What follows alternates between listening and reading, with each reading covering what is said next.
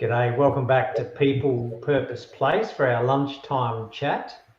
You can see that this week we've got the two of us, Darren and Rowan, and neither of us have had time for a shave. It's been a bit full on. Darren, how are you doing? Yeah, very good, very good.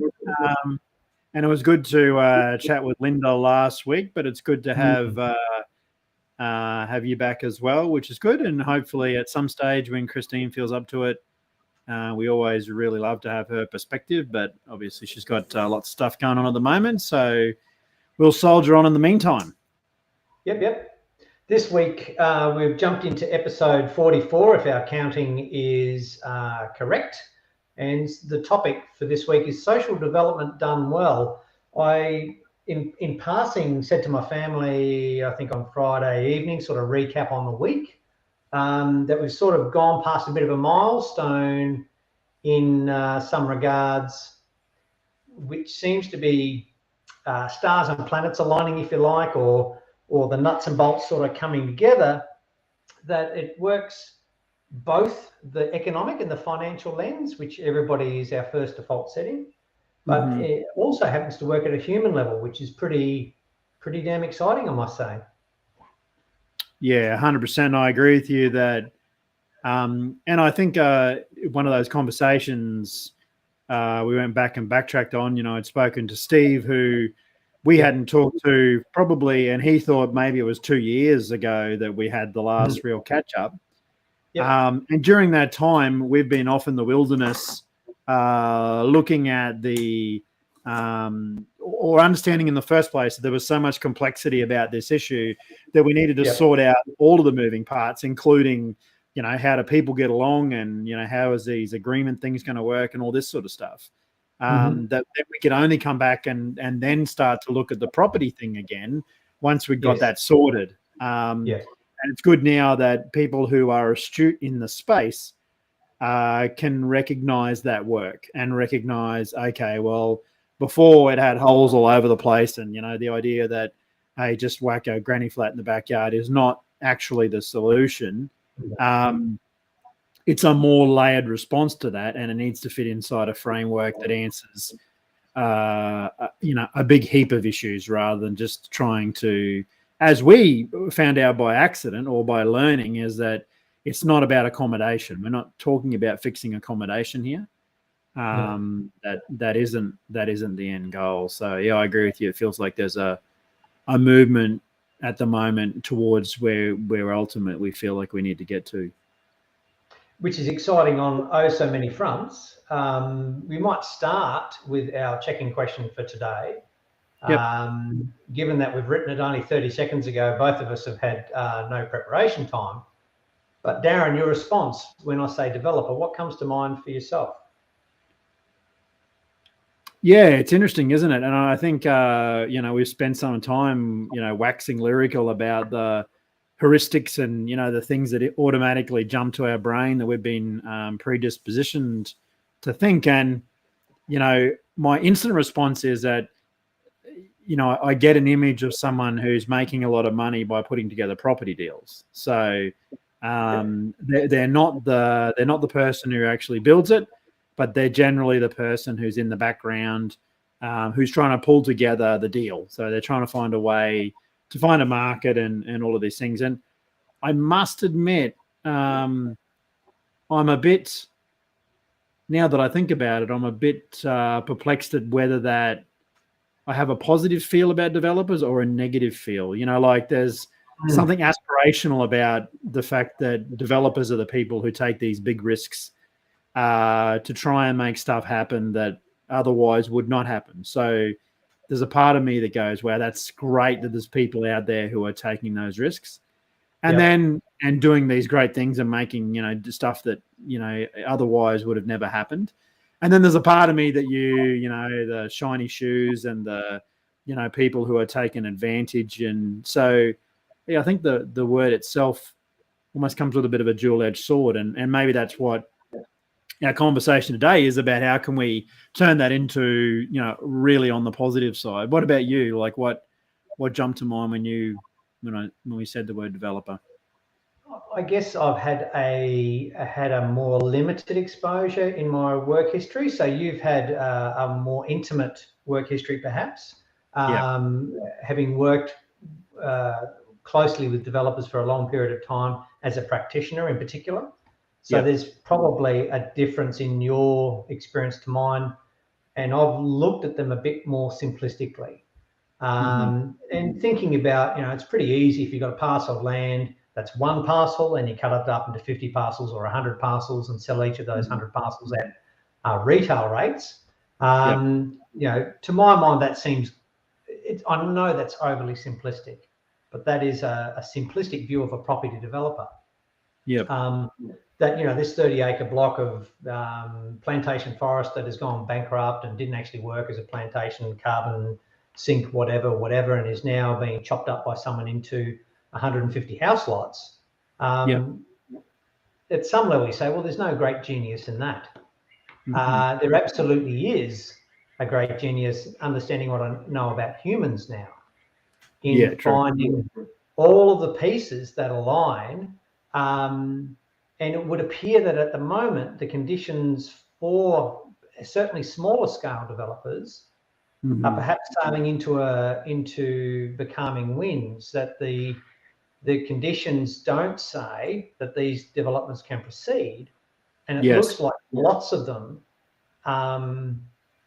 will be parked because there's no clear alignment of all the necessary pieces for these things to go ahead.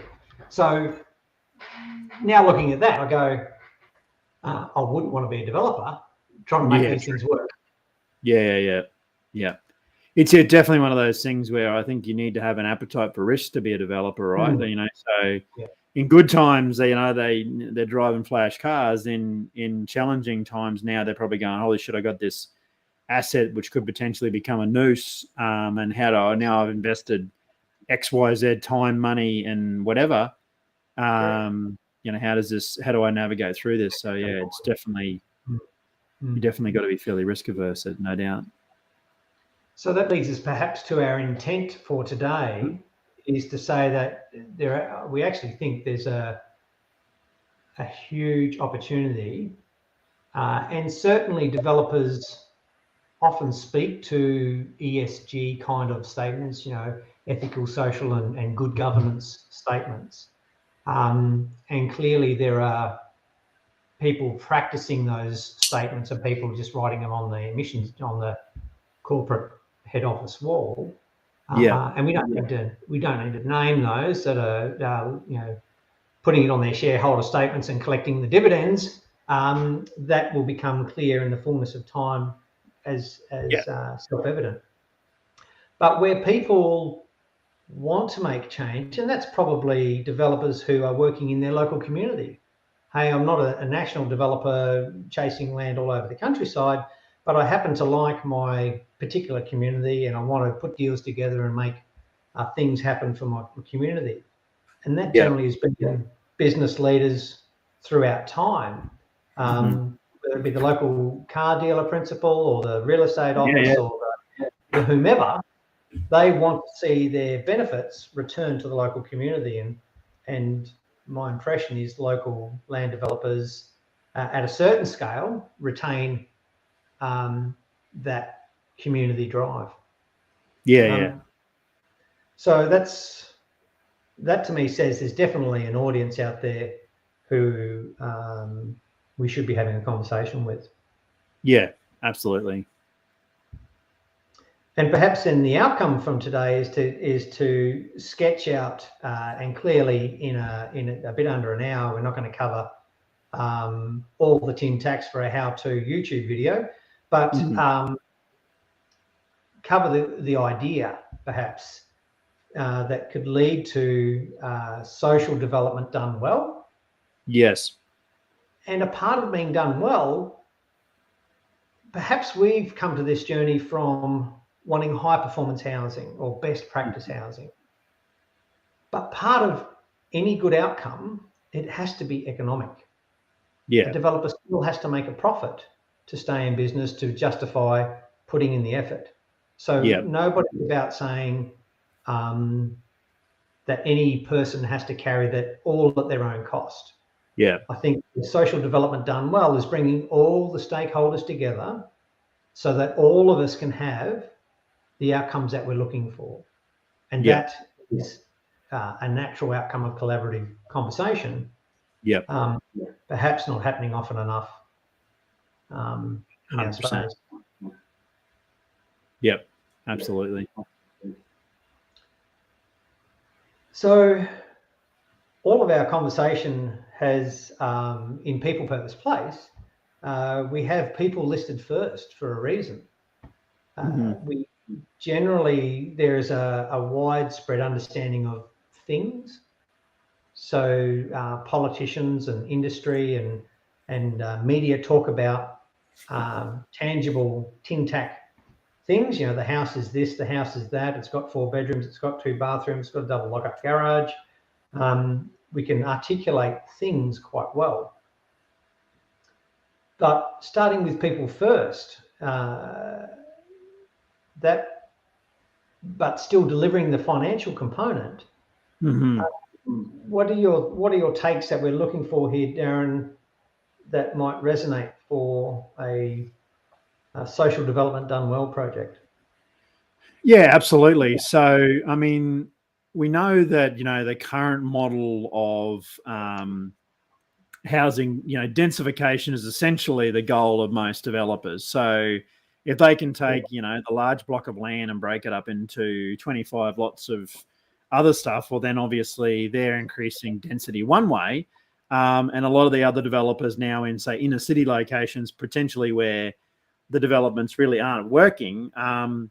One of the, you know, some of that might be about taking a single house block and trying to fit 8 townhouses on it or 12 townhouses on it or whatever might be the case. Now, one of the challenges with that, as we've sort of talked about ad nauseum, is the fact that you're sort of, that's under the pretext that this is a constant upwardly moving you know, asset class, and you can buy it and you can sell it. It just keeps going up in price.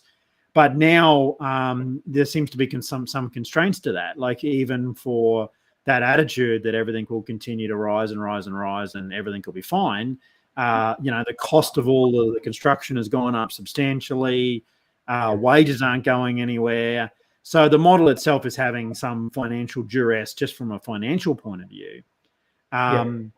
But also that means that you can't just, you know, speculate it and hope it'll work. So the principle generally, historically, of development has been you think you find out where there's a market need. You then tailor your concept to deliver to a group of people. Hopefully there's a lot of groups of that people by the time you get there. And that builds demand, and then everyone fights over it and continue to drive the price up.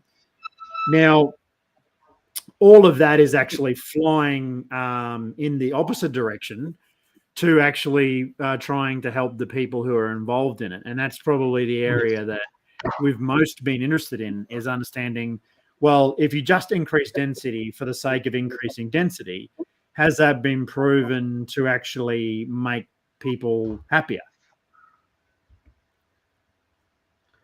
Not necessarily. Maybe it makes the council happier that they have to ship water further, less distance, and, you know, we service more people with the same amount of road, but that's not necessarily making the humans residing there happier in the outcome. No, and I think that strategy is really about accommodation rather than the people. So, and that's primarily why, you know, People Purpose Place, as you said before, is written in that order for that purpose, because we realize once you really do deeply analyze the existing system, you do go, look, this is very biased in the other direction, which is all about the place and not about not at all anything about the person or the reason why that person would want to be in that place or would want to be the best version of themselves in that place. So there's no doubt that the current model of just increasing density and trying to, you know, fandangle how that looks by using new approaches to the same response is definitely getting the same answer. Like, you can have, and I see a lot of people jumping up and down about social housing developments arriving in their neighborhoods. And some of them I drive past and I go, well, that's quite ingenious, but it's just redoing the same thing, right? Like it's just, we'll have, these are social houses, so we won't allow as much car accommodation, and we'll assume that everyone's riding a pushy, or whatever. So they're not actually designing it for the people; they're just making a generalization that they hope will work. To make the economics work. Yeah, correct. Yep. And some of them, you go and have a look at them and go, is this also just about looking in a certain way so that aesthetically you can say, hey, at least I've got this cool looking thing in my neighborhood. That's right. Which again is not thinking about the people at all. Like there's no conscious consideration of, by the way, this is all because we're trying to make sure these people are actually looked after and are actually happy from being in these places. So there's no doubt. We see that example in just retail housing lot land, where you drive to any display village where they're selling lots of land, and we're sold. People are sold, whether you take that as trickery or the art of selling or however, but you're presented beautiful display homes. They've gone over and above on landscaping, over and above on facades and all these treatments.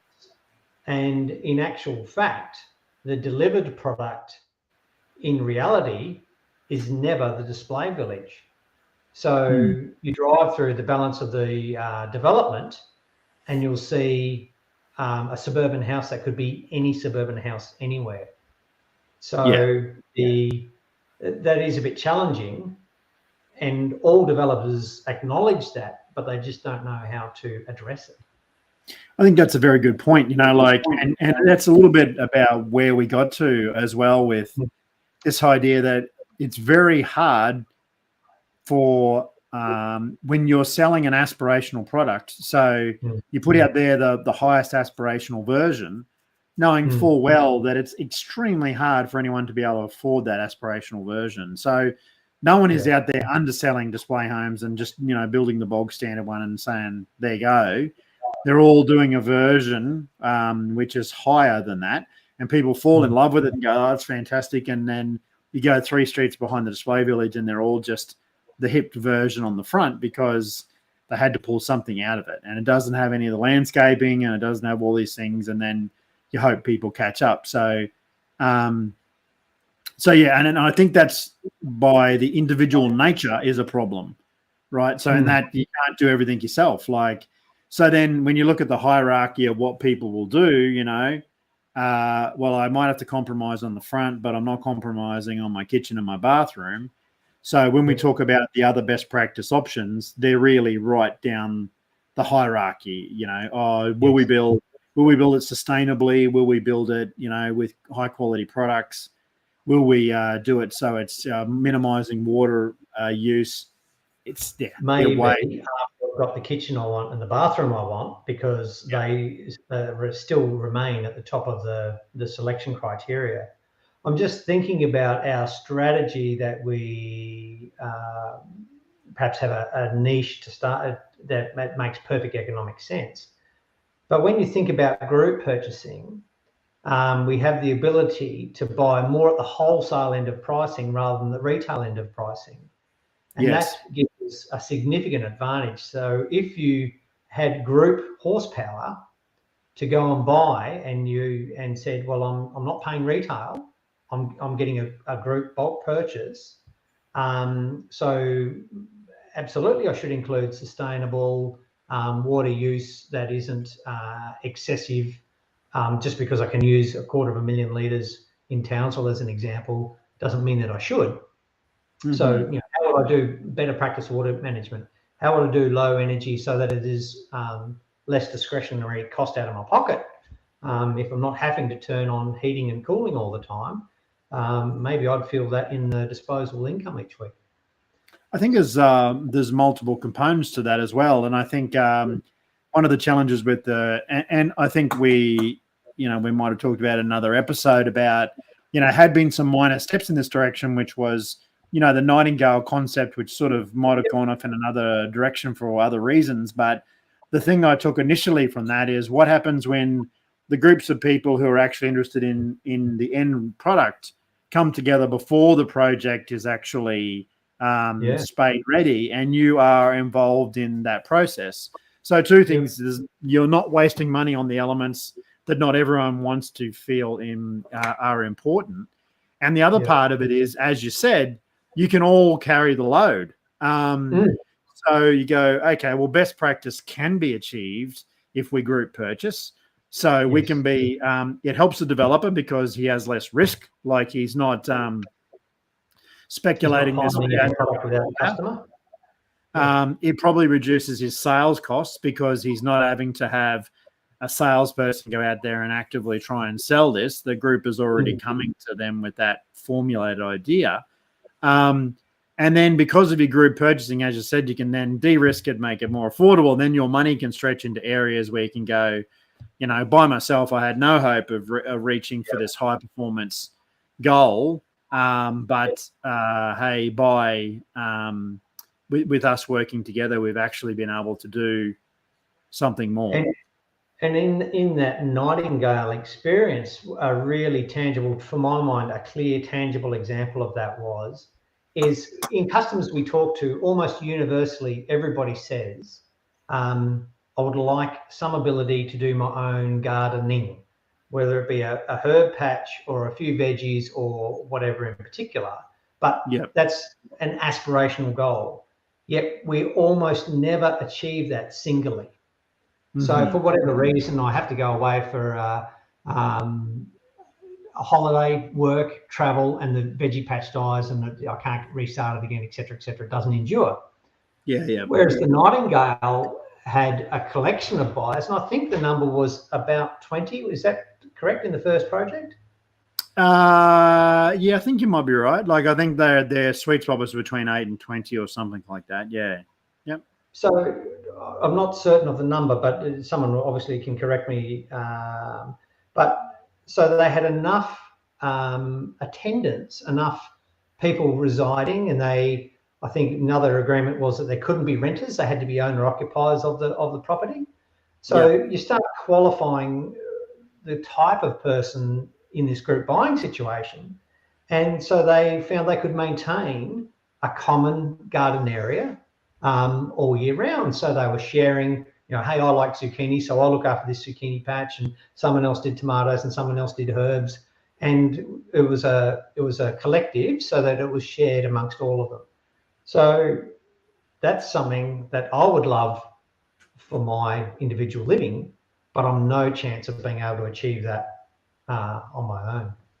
Yeah, absolutely. And once you have that realization, I mean, obviously, we've been very careful with the wording of what we've said for a reason, because once you're with a group of people, there's all of these other things that generally jump out at you. Everyone starts using the word share, and then, instantaneously, not in my sandpit am I going to be doing that, pops up. So we're very careful of the fact that, we are confident that everyone's needs can be addressed. Like your concerns around whatever might be the situation, pets or whatever, they're all just things that need to be thought about and considered. So they're not stuff that is going to stop anything occurring. They're just considerations that do need to be really well addressed and, qualified in a way that makes a lot of sense. So yeah, I think, that moving towards group purchasing, it does enable best practice. And I think what you said, earlier, we were talking about it earlier this morning was, if you're a developer who's trying to achieve, genuinely going, hey, I want this social response benefit, and I really would also like to have this situation where, my ESG says I'm looking for best practice housing. Well, have people who can, carry the load between 4 or 5 people is going to make that at least somewhat achievable. So I think one of the realizations we had in the last couple of weeks is maybe there is a model that says, hey, if you're a developer who wants to have a look at a response which is different to the norm, but is delivering on best practice, not only from a built form point of view, but also from a social response point of view. Yes. That it's not impossible. Like, you don't have to throw the baby out with the bathwater. Yeah, it's not an either or sort of, and in our economic only sort of focus and the discussion and headlines seem to be the implication, if it's not expressed outright, is that, oh, well, if you can't have an economic thing, then, you know, social is going to cost you money and diminish your economic outcome. And that's just, there's no evidence to that. No. Perhaps the evidence is that if we use the same tool in all circumstances, you'll get better or worse outcomes economically because you're using the same blunt tool.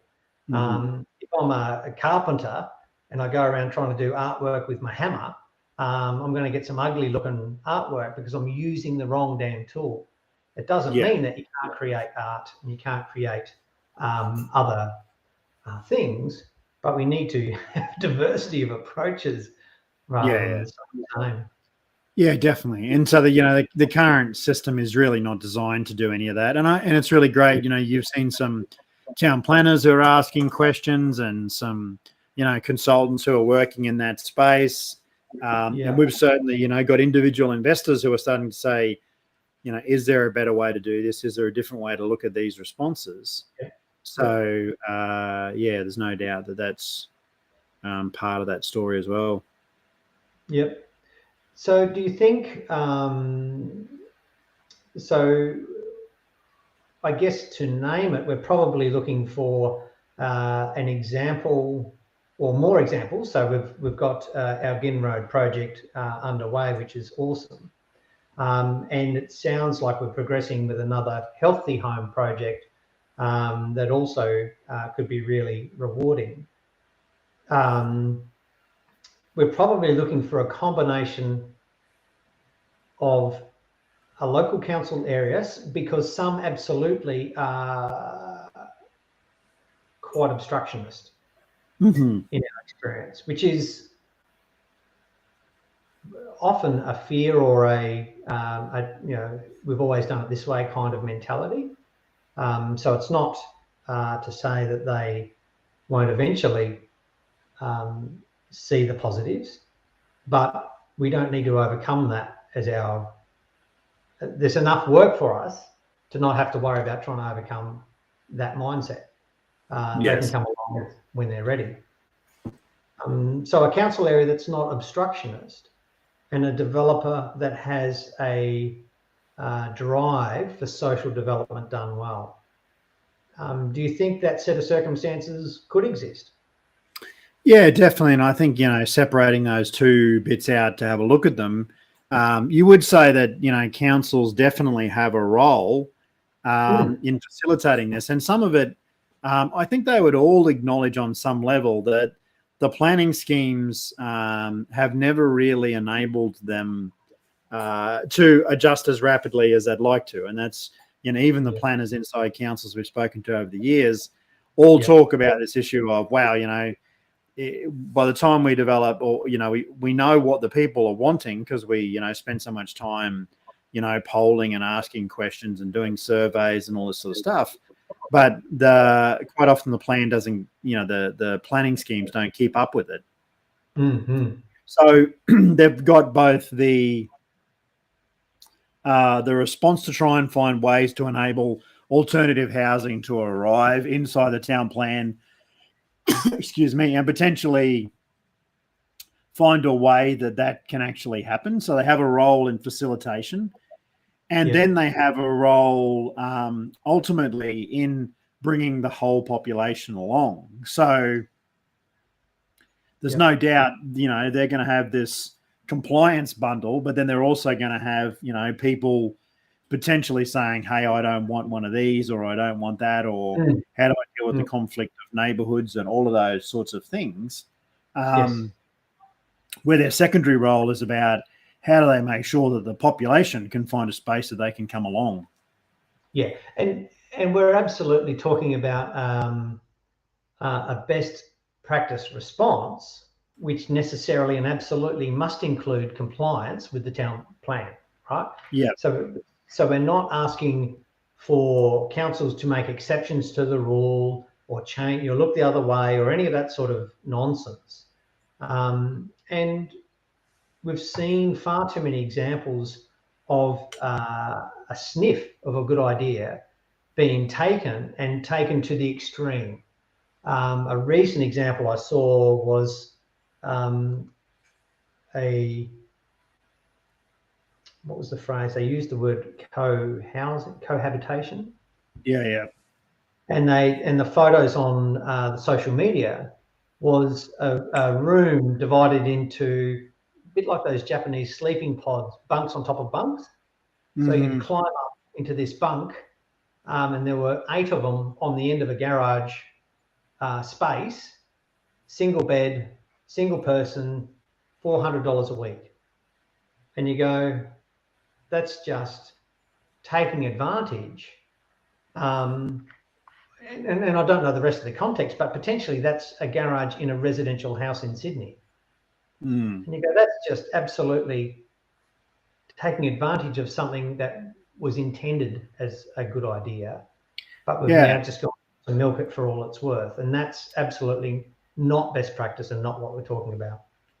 And it's a bit like, the discussion around tiny houses, which sort of fits into this grey area, which is the concept of housing innovation of a tiny house makes so much sense because it doesn't have to comply with all of the rigors that are forced upon a standard dwelling.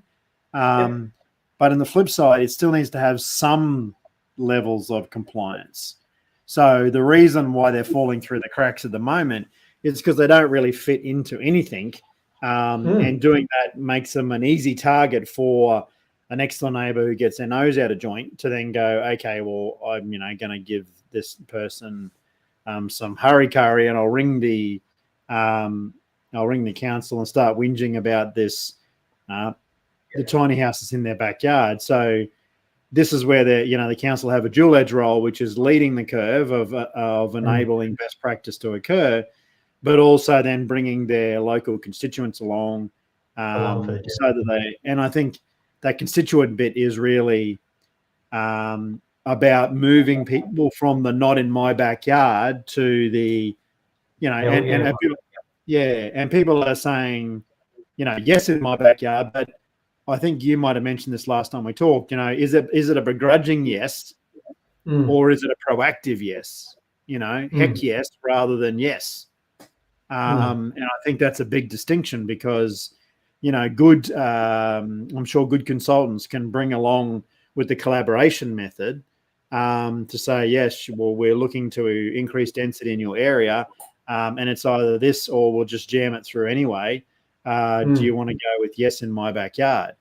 And I think the reason why the in my backyard is more the social bit than the actual physical bit, isn't it? Really? Totally.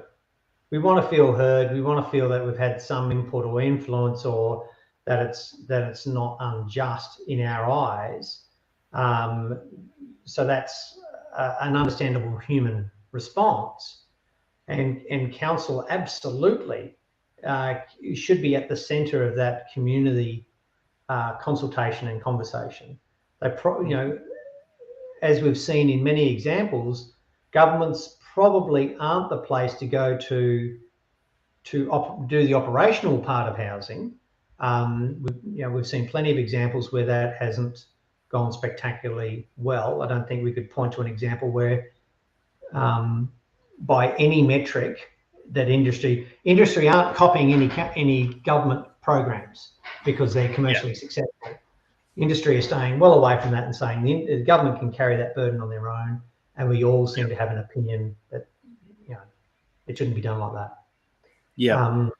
Whereas we think absolutely this process is a model that with community engagement, to my mind, it would be something that the community take and run with it in their own way. So in a regional town, it might be flavoured with, hey, we're an agricultural community. We want housing for older widows and widowers who, instead of leaving the community and we lose all that experience and connection, we have them retain in our community as the wisdom and the master. They tell us about the seasons and the crops. Hey, this looks like a previous season. You need to do this, etc., etc. That's invaluable in a rural community. However, at the moment, typically we're just losing that altogether when they're unable to maintain themselves on a property.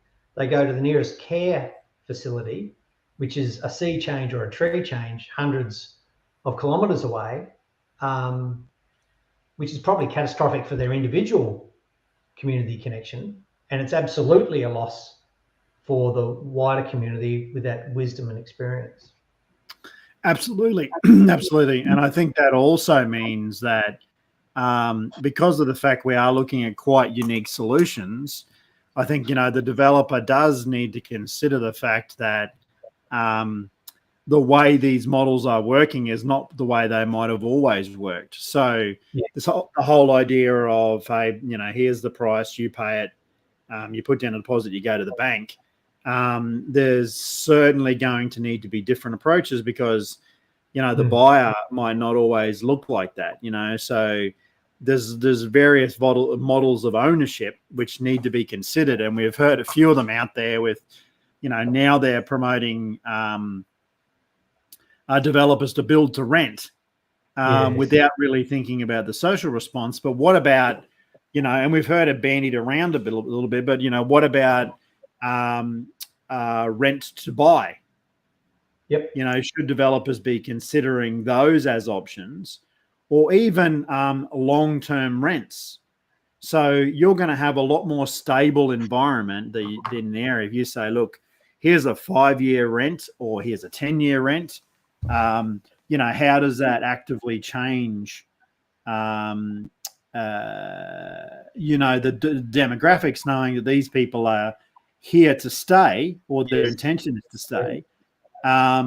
So they've got a different attachment than if they're going, hey, this is just somewhere between here and there. So if I have loud parties, smash the walls and that sort of stuff, my care factor is pretty low because I'm not going to be around here long enough to get upset when the neighbour starts. And that strikes me as places that are trying to drag employees to a new location. So, mining towns historically have struggled when they had the big ramp up for production to attract the necessary diesel mechanics and electricians, etc., to the community. And it's a much better outcome than the mining camp fly in, fly out mentality, where you see none of that left behind as legacy for the community. And there's even some degree or experience of resentment of all these dollars washing through a regional area that are returning to overseas shareholders and fly in, fly out from metropolitan workforce. So it's a much better scenario to, and this is just one of the strings to the bow. There will be time and place for all these other options still, no doubt, but it's a bit more diverse and a bit more nuanced than the raw sledgehammer approach of mining camps or business as usual development. Lots of places absolutely aren't building any new property development at all. Because the purely economic lens says it can't work, despite the fact that those communities are crying out to grow their population with, demand for more workers. Our experience in Western Queensland speaks to a lot of that. Lots of those towns would want to stack more people with jobs available. They just can't get anyone because there's no accommodation for them. And their existing housing stock is falling apart. So, but then they, this chicken and egg stuff. And I think we know that these models absolutely work from an elders in community point of view, because obviously with the group purchasing side of things, there's the ability to have rental assistance. There's the ability to even consider, how does this fit as a part of your aged care package. And, you know, we know the government wants to try and keep people in their homes as long as they can.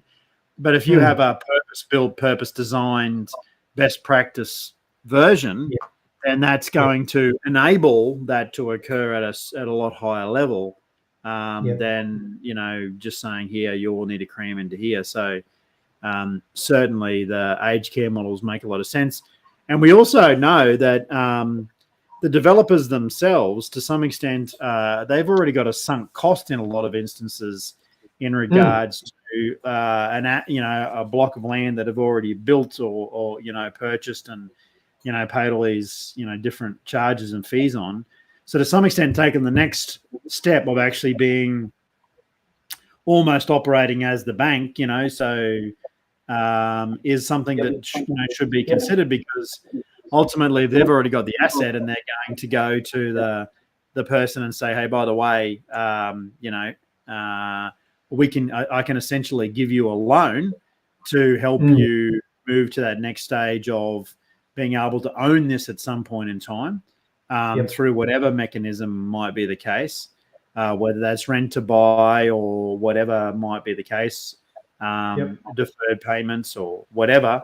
There's certainly an option for developers to say, I'm better to get something rather than nothing.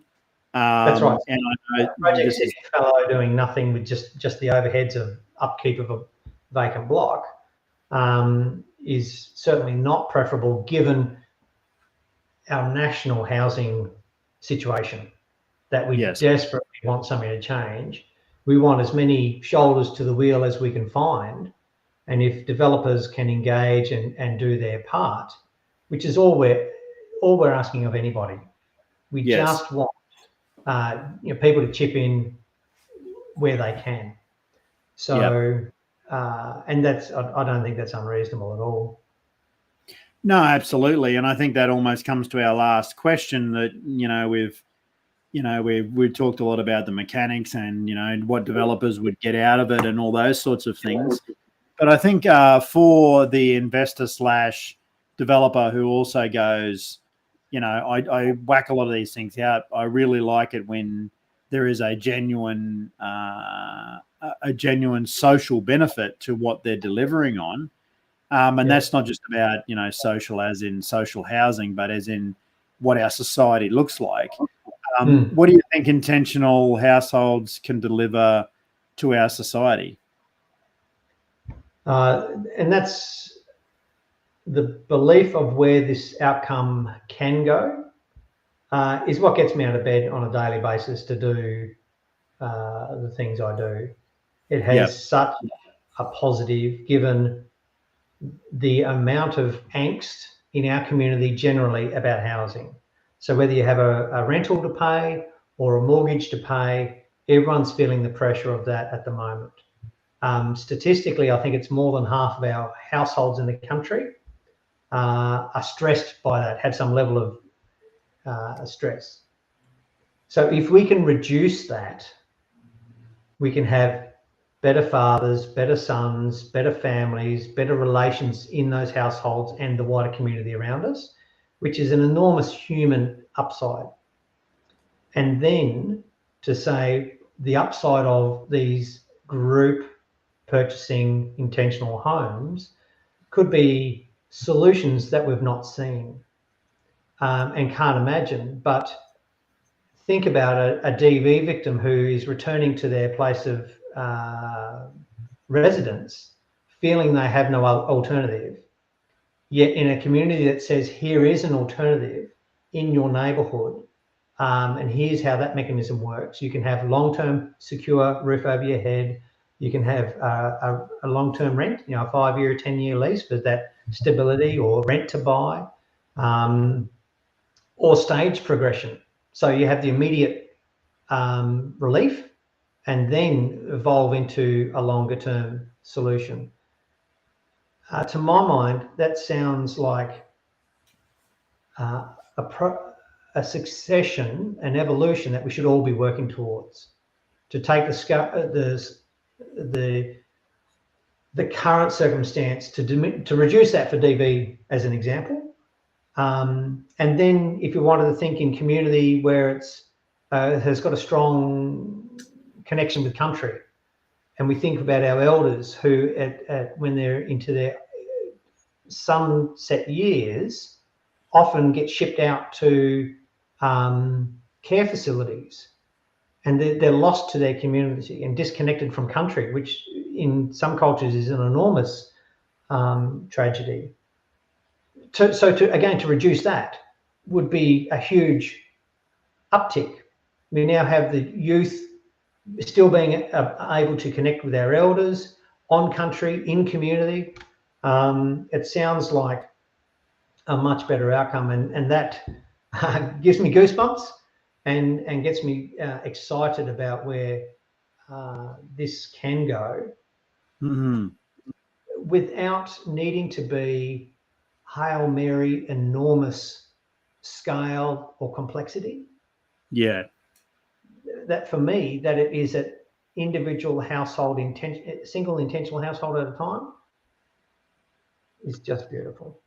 Yeah, I agree. And I think you've touched on two really important parts there. One is by being able to do stuff as a group, you're reducing the individual burden. So one, you have security and certainty because of the fact you're able to do something, you're able to get out of the rat race, but you're also able to do it at a rate or a cost that also doesn't feel like you're being stuck in the hamster wheel of I've got to do this to achieve that, and I've got to have more of this. Yeah. So not only does it give you safety and security and your ability to find space to be without stress and without load from, where is my housing going to be? The second part of it is it gives us a chance to come back to develop a sense of community, which, everyone will talk about, the pros and cons of religion. But one thing that was always tied up with that was a deep sense of community that goes with that. And I think our society is replacing, a good sense of community with some crazy senses of community because we don't have any examples of, well, here's a wonderful operating community. And I think that is the bit.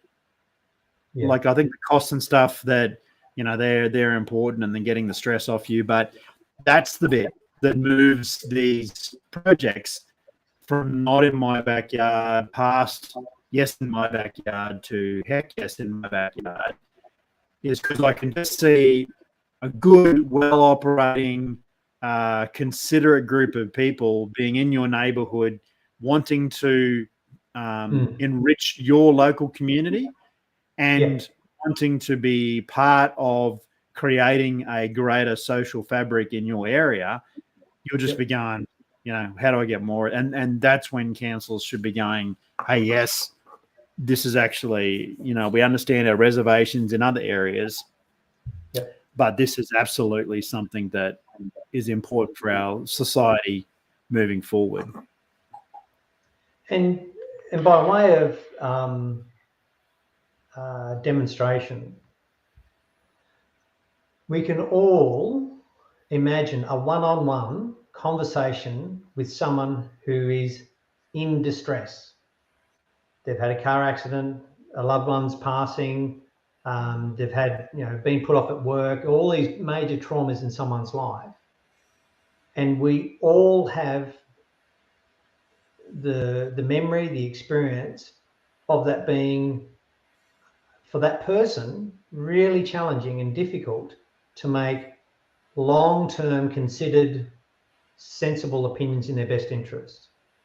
They might quite necessarily be angry. They might quite necessarily be upset, and they're all normal human responses.